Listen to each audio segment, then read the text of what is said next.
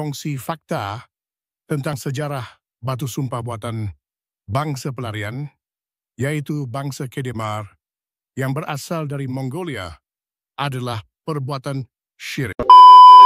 Pada hari ini, saya telah membuat satu laporan di Balai Polis Sandakan mengenai dengan satu bahan yang telah dimuat turun di aplikasi TikTok pada 29 dan pada 30 hari bulan mengenai satu kandungan yang agak ekstrim, sensitif dan juga satu perkara yang tidak boleh diterima yang boleh menyebabkan ketidakharmonian di kalangan suku kaum yang ada di Sabah yang juga dari segi sensitif dari segi keagamaan Jadi kita mengambil serius tentang masalah ini karena di Sabah ini adalah satu multiracial berbagai kaum dan juga agama. Jadi sebab itu kami merasakan bahwa sangat penting hal ini diambil tindakan oleh pihak-pihak yang berkenaan seperti SKMM dan juga polis supaya bahan ini diturunkan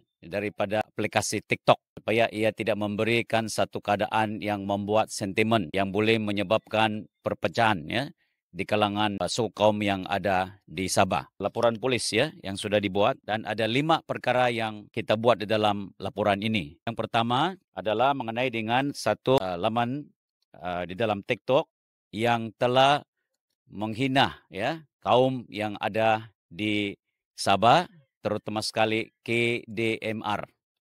Kemudian yang kedua, ini adalah satu juga TikTok yang juga menghina agama.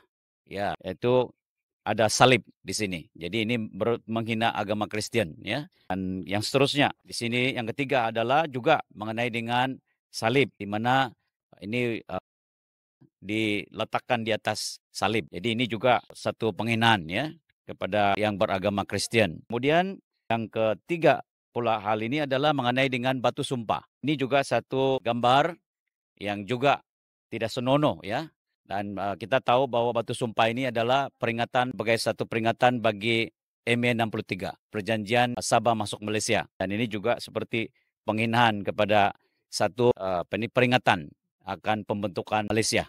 Kemudian yang seterusnya adalah satu lagi dimuat turunkan dalam laman ini juga adalah tentang salib juga di mana pemimpin politik itu diletakkan di atas salib tersebut. Dan ini juga adalah tidak munasabah Dan bagi parti kita semua ini apa yang disampaikan di dalam dimuat turunkan ini adalah sangat keterlaluan Dan kita di dalam parti sangat mengambil serius dalam perkara ini karena ini di Sabah ini kita adalah multiracial dan sebab itu kita meminta supaya tindakan yang sekeras-kerasnya harus diambil terhadap individu yang telah memuat naikkan bahan ini di media sosial Jadi tuan-tuan dan puan-puan, Parti Impian Sabah adalah parti yang berbilang kaum dan agama Parti Impian Sabah adalah parti multiracial. Sebab itu kita meminta supaya jangan kita membenarkan mana-mana individu atau parti memecah belahkan perpaduan yang harmonis selama ini yang ada di Sabah ini dan kita jangan membenarkan politik juga yang boleh memecah belahkan perpaduan kita di Sabah ini. Selama ini Sabah ini harmoni selama ini kita banyak suku kaum yang di Sabah dan kita boleh tinggal bersama-sama harmoni. Kita boleh, orang bilang tidak ada masalah di antara satu dengan yang lain. Kita saling mengasihi di antara satu dengan yang lain. Dan sekarang ini ada pula satu usaha oleh mungkin beberapa pihak yang cuba menghancurkan perpaduan yang selama ini kita bina di Sabah. Jadi sebagai pihak Parti Impian Sabah, kita tidak mau perkara ini berlaku di Sabah dan kita tidak berdiam diri dalam hal ini dan kita bersama-sama dalam Parti Impian Sabah kita pastikan dan kita mau menjaga keharmonian di Sabah ini dan kita pastikan Sabah ini akan terus aman, harmoni dan maju bersama-sama dan kita boleh tinggal harmoni di Sabah ini. Ya.